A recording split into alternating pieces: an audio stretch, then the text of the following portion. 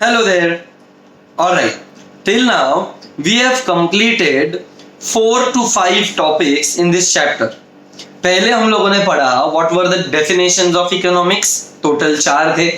फिर हमने पढ़ा scope of economics, अनेक थे. Then we completed economics as science and economics as an art. And finally we concluded economics as positive science and normative science. Also, I gave you some idea about what is inductive method and deductive method. So the chapter is not yet over, but हम लोगों ने जितने भी concepts पढ़े हैं उसके basis पर we shall complete certain MCQs. So in the next probably 1 or 2 videos I will be covering all those MCQs which were connected to the topics that we have covered in the previous video. For that, I request everybody of you to come to your JK Shah notes. In that, come to page number 16. Page number 16 से सारे chapter के MCQ start हो रहे हैं. Please make note, the chapter is not yet over. There are certain few more questions and concepts to be completed other than what we are going to do right now. So for the time being, I am starting with the MCQs which are connected to the videos seen previously. चलो, सबसे पहले the first MCQ is on page number 16. Before you start marking the answers for MCQs, I request everybody not to mark the answers in your textbook. आप अलग से एक notebook लीजिए और वहां पर चैप्टर 1 आंसर्स लिखिए. Why I am asking you to do so? Because आप एक ही बार थोड़ी ना MCQ सॉल्व करोगे.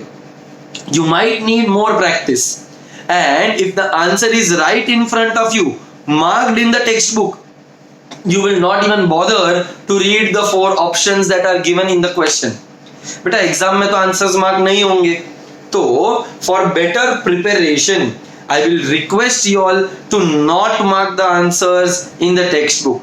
Please take a notebook, write down your answers chapter wise, neat and clean, and if required, write down the reason why. Not just that, another important thing, before you start doing MCQs, you should be thoroughly done, revised, studied with whatever is the content related to those MCQs. अगर आप content के बारे में ही sure नहीं हो तो आपका MCQs में जवाब आना मुश्किल है. And the third and final guideline, please understand the question first. We are all in the hurry to find out the answer irrespective of knowing that you have understood the question or not. So बेटा primary चीज है कि question को पहले समझो. एक बार अगर question समझ में आ जाएगा ना तो आंसर ऑटोमेटिकली मिल जाएगा. Please trust me on that. Alright, so let us now start and test your knowledge with respect to MCQs. मैं कुछ नया नहीं पढ़ाने वाला हूँ, जो हमने पहले पढ़ा है उसी के बेसिस पे ये MCQs है. So the first MCQ on page number 16 is asking which one of these is not an element of discipline of economics. तो आपको याद आया रहेगा हमने कुछ डिसिप्लिन ऑफ इकोनॉमिक्स पढ़ा था. अच्छा, यहाँ पर ये लोग आपको क्या पूछ रहे हैं बेटा? Are they asking you to find out the element of discipline of economics कि which one of them is not. तो एक वर्ड आया नॉट. ये एक वर्ड आपका पूरा क्वेश्चन का मीनिंग बदल सकता है. So again I request, read the question, understand the question, then search for the answer. तो बेटा हम ऑप्शंस पढ़ते. ए ऑप्शन बोलता है it is the study of working of an economy and the issues faced by it. Can I say this is the primary task? It is the primary discipline of the elements of economics. तो ये तो answer नहीं है. दूसरा, economic problems of individuals and societies are of other social cultural aspects of human existence. हो सकता है social, political, cultural, economical, कोई भी एस्पेक्ट को लेकर इकोनॉमिक प्रॉब्लम हो सकता है. Next one, the nature of economic problems and their solution is closely linked with the structure of economic system and its progress and development. ये भी एक एलिमेंट है। तो बचा एक ही ऑप्शन बेटा, which is your option D. चलो डी ऑप्शन क्या बोलता है? Increasing the overall economic wellbeing of the members of the society. बेटा this is not what we studied while I give you the markings. अगर याद रहेगा तो पेज नंबर 2 पॉइंट नंबर 5 देखो, वहां पर वो लोगों ने आपको दिया है basic elements of discipline of economics, और वहां पर वो 3 पॉइंट्स दिए गए हैं जो हमारे ऑप्शन के भी पहले 3 पॉइंट्स हैं। So the overall wellbeing, economic well-being is not the discipline of economics. So the answer for first MCQ is D. I hope I am clear with the explanation. Moving on to the second MCQ. The primary task of the discipline of economics is to study. अभी हमने किया primary task क्या था? चलो पहले options read करते हैं। First, the progress and development, क्या ये प्राइमरी टास्क था? नहीं था। एस्टिमेट्स ऑफ नेशनल इनकम नहीं था। एनालाइज द डिमांड, ये भी नहीं है। तो again your answer will B D. What is D option? The working of an economy and issues and problems faced by it. ये हमारा सबसे पहला प्राइमरी एलिमेंट है of the discipline of economics. So first MCQ का answer D, second MCQ का भी answer D, and I hope answers are marked in a notebook and not in your text book. Moving on to the third MCQ, study of an economics includes what? Economics का जो पढ़ते हैं वो क्या क्या include करता है? तो बेसिकली कहना है say this is somewhere related to the scope of economics. देखो, alternative forms of economy like capitalism, socialism and mixed economy.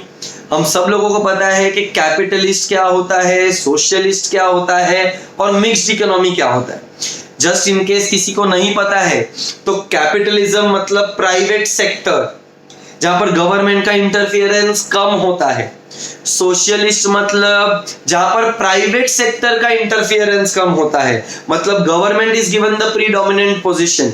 And mixed economy का मतलब जहां पर दोनों को मिलजुल कर काम करते हैं। सो कैन आई से economics does study all the economic systems. क्या वर्ड यूज किया बेटा? Economic systems. कितना इकोनॉमिक सिस्टम्स है? 3, capitalist, socialist and mixed. Capitalism में प्राइवेट सेक्टर डोमिनेंट, सोशलिज्म में it is the government which is dominant, and mixed के अंदर सबका साथ सबका विकास, मतलब पब्लिक और प्राइवेट सेक्टर दोनों साथ में काम करेंगे। B option, interrelationships between economic units and their groups. As we know, economics is interrelated between the economic units and their groups. So B option भी सही लग रहा है। तो A भी सही है, B भी सही है। C option देखते हैं, interrelationship between different economies with each other.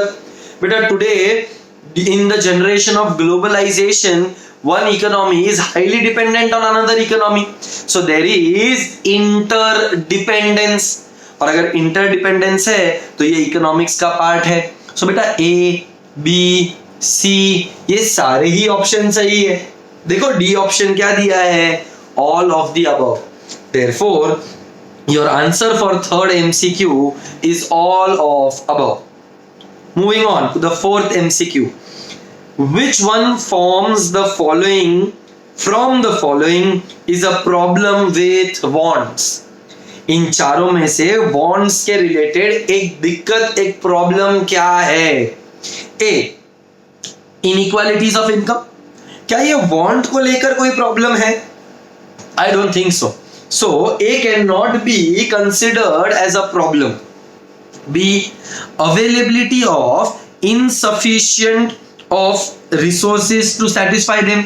Beta wants are unlimited and resources are scarce. So can I से कि हमारे पास अगर वांट्स से रिलेटेड कोई प्रॉब्लम ढूंढना है तो रिसोर्सेज ही वांट्स के रिलेटेड एक प्रॉब्लम बन जाएगा। तो बी ऑप्शन सही लग रहा है। सी, mismatch between available means and wants. So I believe B and C both are correct.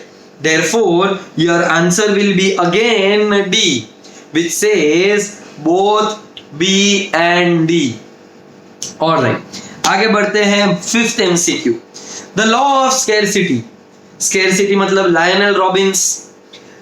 अब आगे वो लोगों ने कुछ बोला ही नहीं है, डायरेक्टली ऑप्शंस दिए, you have to find out which is the most appropriate statement. So the law of scarcity does not apply to rich and developed countries. बोलो क्या ये सही लग रहा है? अगर अभी का ये एग्जांपल ले लूं बेटा तो Italy is a rich country, Italy is a developed country, but still during the crisis of Covid they were facing problems of scarcity of medical staff, of medical uses, of medical things.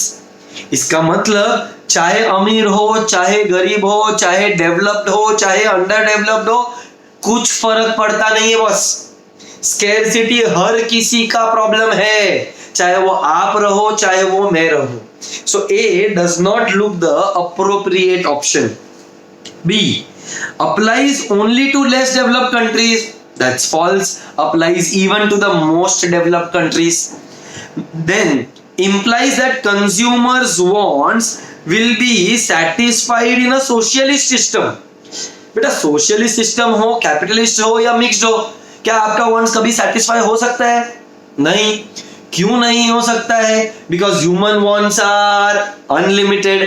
और अगर unlimited होगा तो चाहे socialist हो, capitalist हो, mixed हो, आपके want satisfy नहीं हो सकते हैं। सो सी इज द इनकरेक्ट ऑप्शन। बचा वापस एक, चलो D option. It implies that consumers wants will never be satisfied. Consumer का वांट्स कभी भी सैटिस्फाइड नहीं होगा, और ये तो फैक्ट है। यही तो मतलब है ना स्केर्सिटी का। अगर स्केर्सिटी है तो आपके वांट्स कभी भी कंप्लीटली फुलफिल सेटिस्फाइड नहीं होंगे। सो बेटा again the answer is D. So for the first 5 MCQ all the answers are D respectively. Moving on, the 6th MCQ. Under which authority decisions relating to central problem of authority are taken? What is the central problem बेटा? Scarcity. अभी previous MCQ में हमने देखा कि scarcity is a problem to rich, poor, developed, underdeveloped, everyone. So who takes the decision with respect to the solving of the problem of scarcity? So is it the issuing authority? No. Is it then B option says no such authority exists. अरे तो decision कौन लेगा?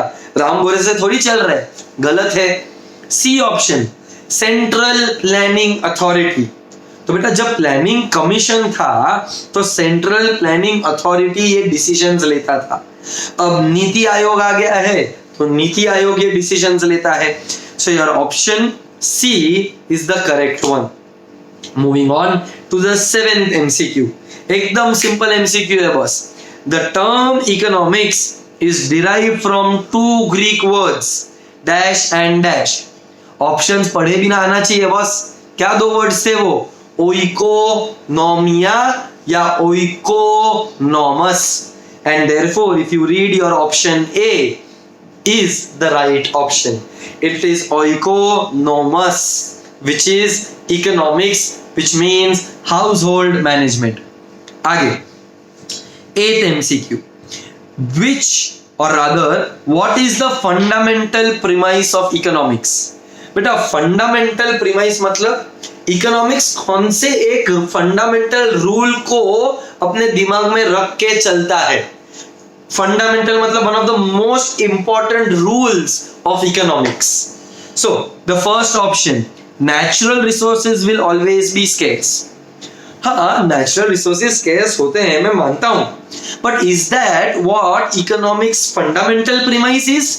The answer is no, because सिर्फ natural resources ही scarce नहीं होते, other resources भी scarce होते हैं, ह्यूमन रिसोर्सेज स्केर्स हो सकते हैं, कैन आई से मैन मेड रिसोर्सेज स्केर्स हो सकते हैं, नेचुरल रिसोर्सेज स्केर्स हो सकते हैं। सो बेटा स्टेटमेंट सही है, बट क्वेश्चन के कनेक्शन में ये स्टेटमेंट मैच नहीं हो रहा है।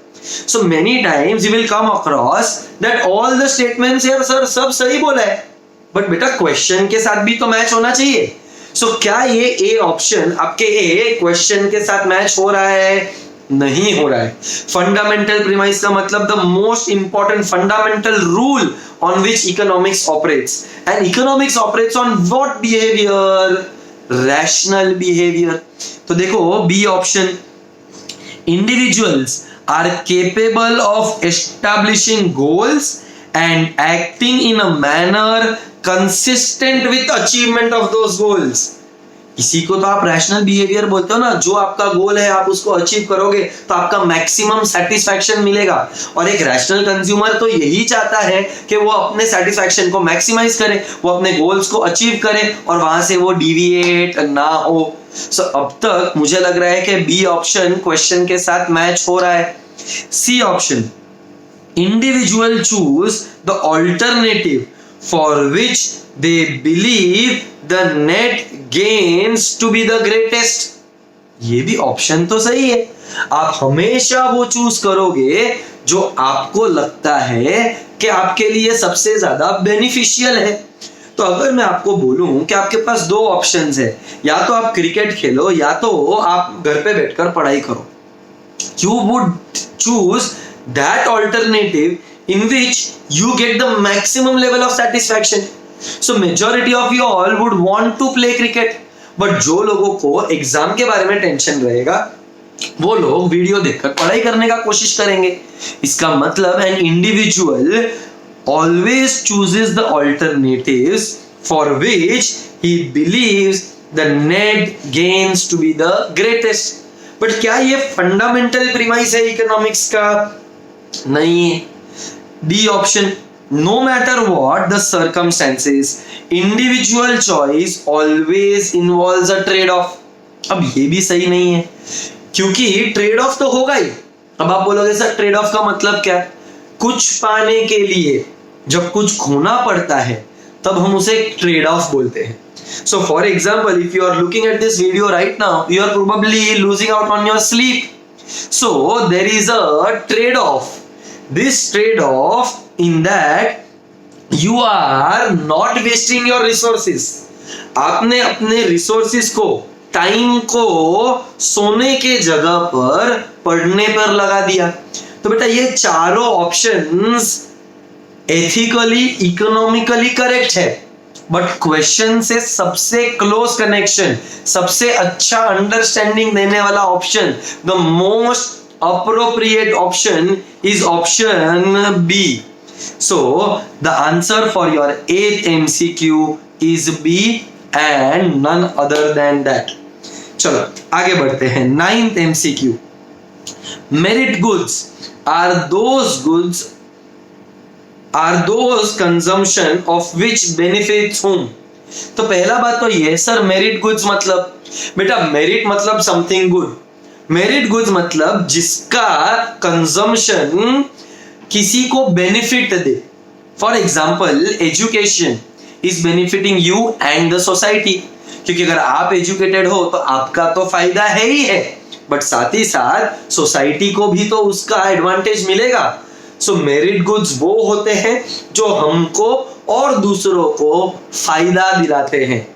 And therefore your answer is C, it is not only the consumers but also the non consumers which benefit from merit goods.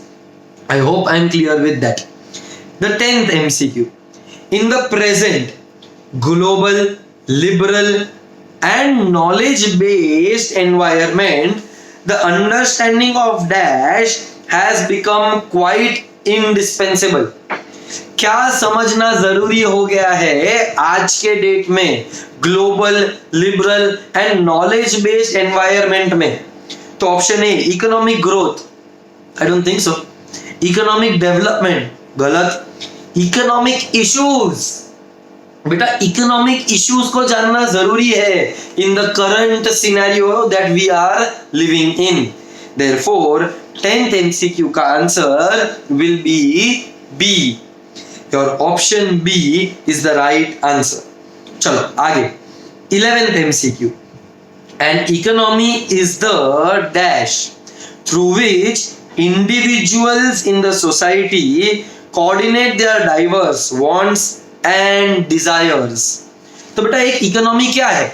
एक इकोनॉमी एक इकोनॉमिक सिस्टम है। या तो आप कैपिटलिस्ट हो, या तो आप सोशलिस्ट हो, या तो आप एक मिक्स्ड इकोनॉमी हो। तो आपका आंसर आएगा A. 11th MCQ। An economy is the economic system जिसके through individuals in the society coordinate their diverse wants and desires. The 12th MCQ।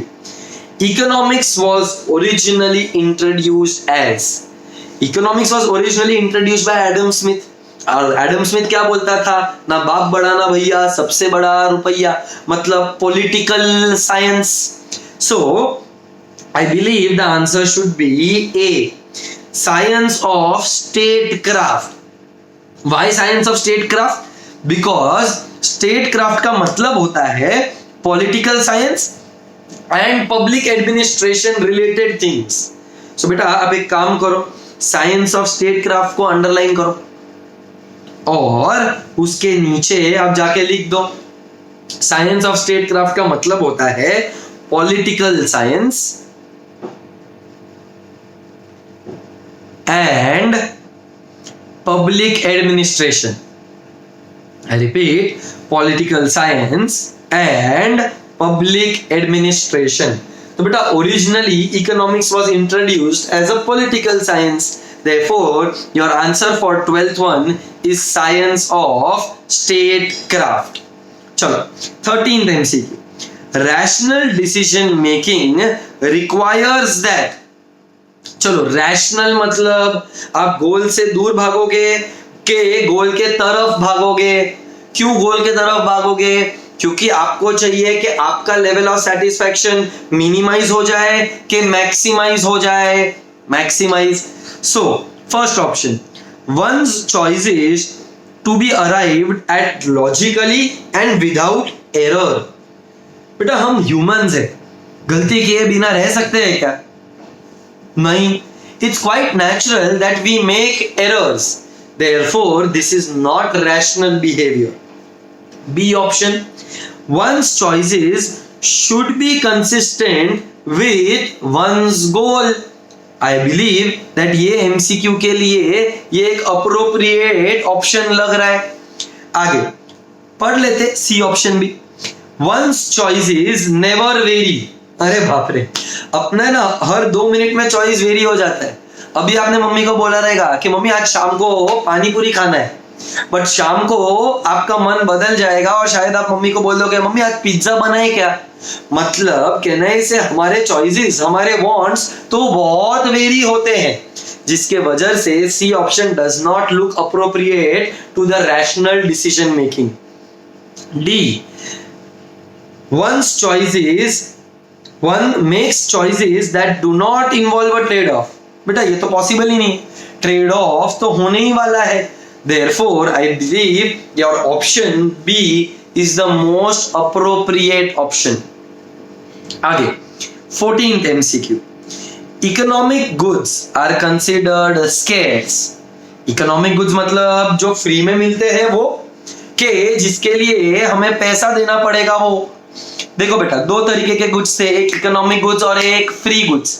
Question में कौन सा गुड्स बोला है? इकोनॉमिक। इकोनॉमिक गुड्स मतलब food, clothing, shelter, for anything you have to pay a price. Then क्या economic goods का quantity बढ़ सकता है? हाँ बढ़ सकता है। सो ऑप्शन ए तो गलत हो गया। वो लोग बोलते हैं it can not be increase in quantity. Economic goods can be increased in quantity, so A option तो गलत है। B, does not exist in adequate quantity to satisfy the social requirement, seems appropriate। Logically सोचो तो जो आपका requirement है और उसके सामने जो गुड्स अवेलेबल है वो मैच होता नहीं है, मतलब स्कैरसिटी हो गया। तो क्वेश्चन में भी तो वही पूछा ना, economic goods are considered scarce because they do not exist in adequate quantity to satisfy the social requirement. So I believe that the answer is B, but yet we will still read all the other options. C option are of primary importance in satisfying social requirements. Again गलत, primary importance सिर्फ रोटी कपड़े मकान का है, सारे economic goods का नहीं है। They are limited to man made goods, again that is wrong. Economic goods are not related to man made goods. For example gold, silver, diamond, ये कोई भी मैन मेड नहीं है।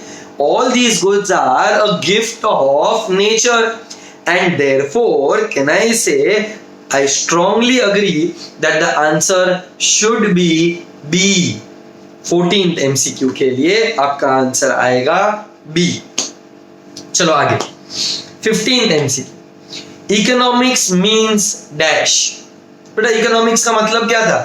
Management, business management, house management के both B and C.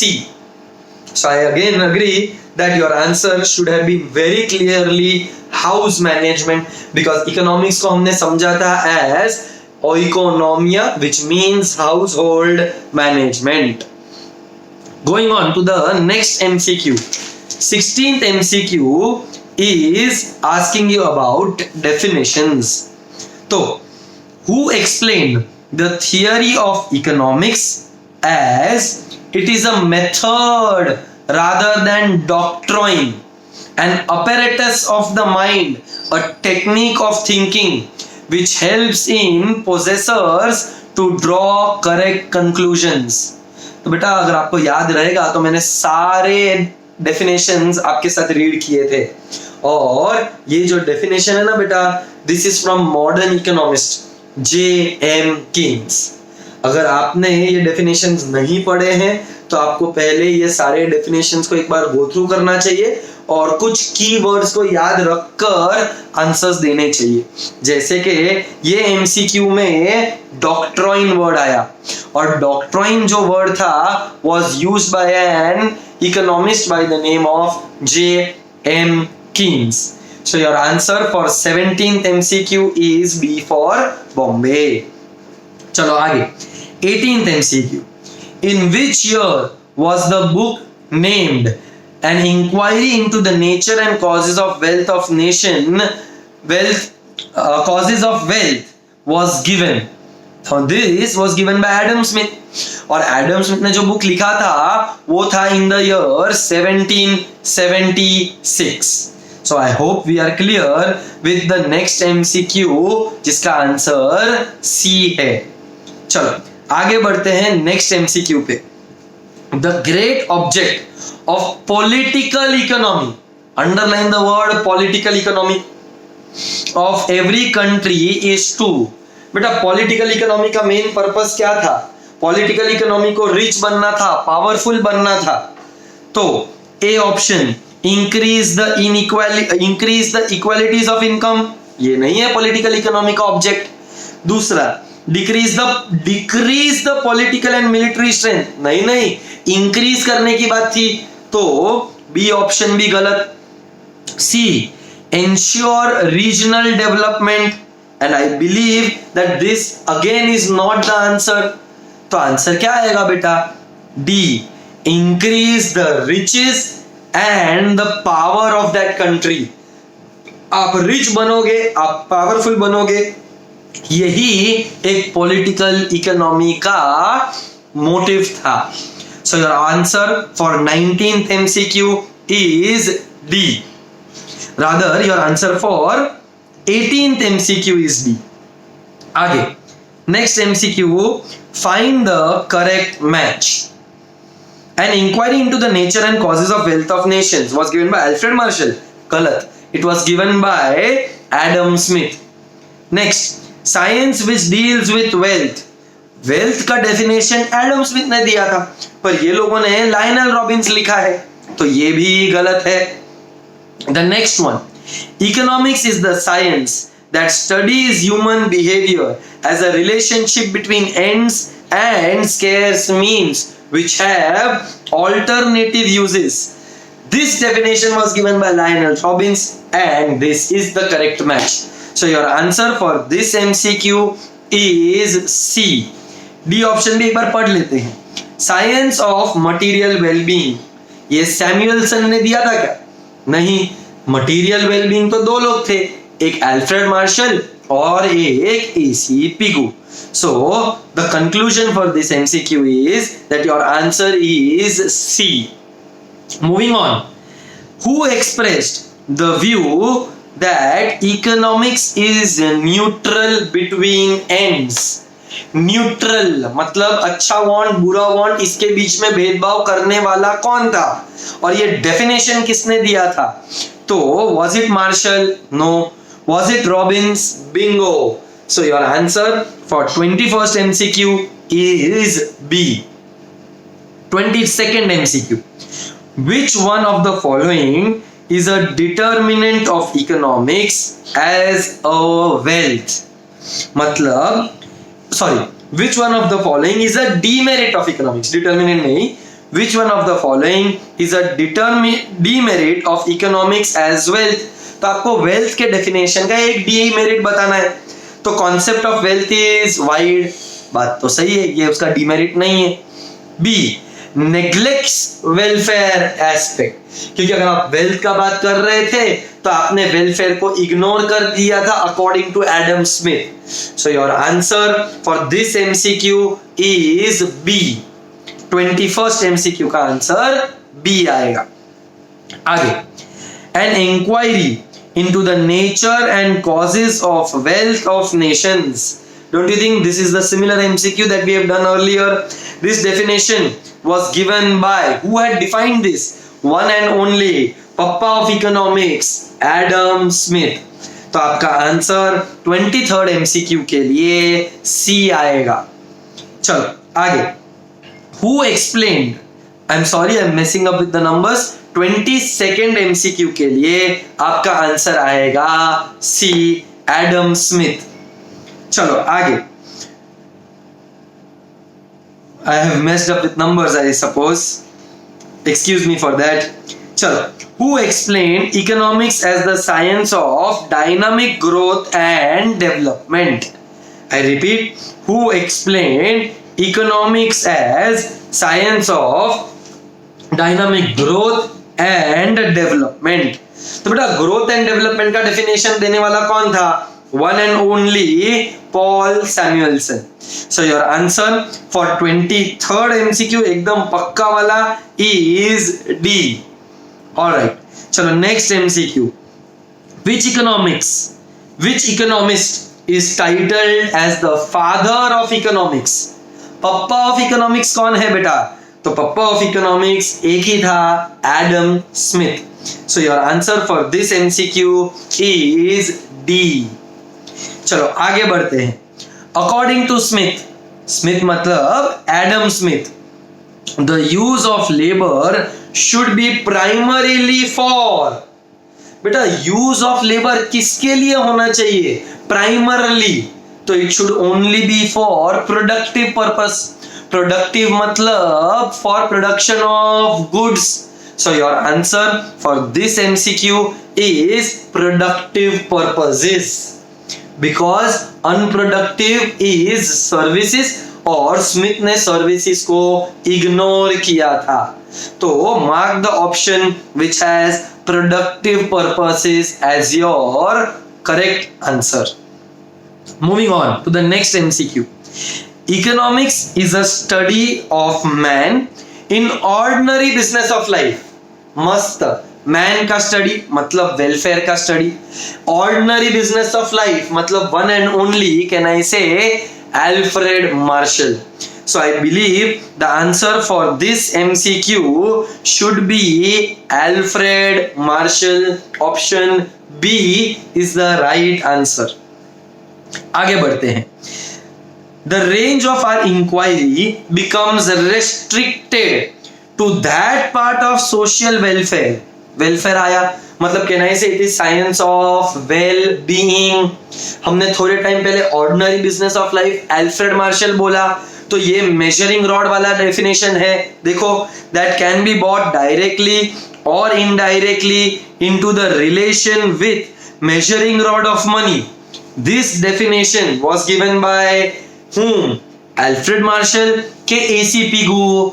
तो आपका answer आएगा A C Pigou, which is your option B. I hope I am clear with that. The next MCQ, Marshall's welfare definition is restrictive in the sense that it, Marshall का जो definition था वो किस sense में restrictive था? तो option A, it excludes those economies which were not guided by monetary and market forces. I believe ये ही सही जवाब है। फिर भी बी ऑप्शन देख लेते हैं, excludes that part of human welfare। क्या मार्शल का डेफिनेशन ह्यूमन वेलफेयर को एक्सक्लूड करता है? नहीं करता है, तो बी ऑप्शन नहीं हो सकता, सी ऑप्शन नहीं हो सकता है, डी तो नन ऑफ दीज है। तो आंसर ऑटोमेटिकली एक ही बचा, वो है A. It excludes economies which were not guided by monetary and market forces. Market forces का मतलब demand and supply forces. I hope we are clear with that. So your answer for 28th MCQ is A. चलो आगे बढ़ते। Next MCQ, any problem marked by the scarcity of means and multiplicity of ends becomes an economic problem। मतलब resources scarce हैं और unlimited bonds हैं, तो ये क्या एक इकोनॉमिक प्रॉब्लम है? हाँ सर, ऑब्वियसली मतलब इट्स अ फैक्ट, और फैक्ट मतलब इप्सो facto. So your answer is option A. It's a Latin phrase, इप्सो facto का मतलब ही होता है a matter of fact. So in this video, I have covered approximately 29 MCQs. एक और MCQ complete करते हैं। In the next video, I'll cover a few more MCQs with you all. The next MCQ, economics according to Lionel Robbins। क्या बोला? Economics according to Lionel Robbins is dash। तो Lionel Robins के हिसाब से economics normative science है? नहीं। Applied science है? नहीं। It is positive science. क्यों positive science? Because he believes that economics is neutral between ends.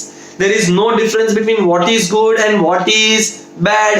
He believes in facts and not in well being. Therefore, Lionel Robbins का definition is very closely connected with positive science का approach. Therefore, your answer for this MCQ is C. I hope we are clear with that. I'll see you soon.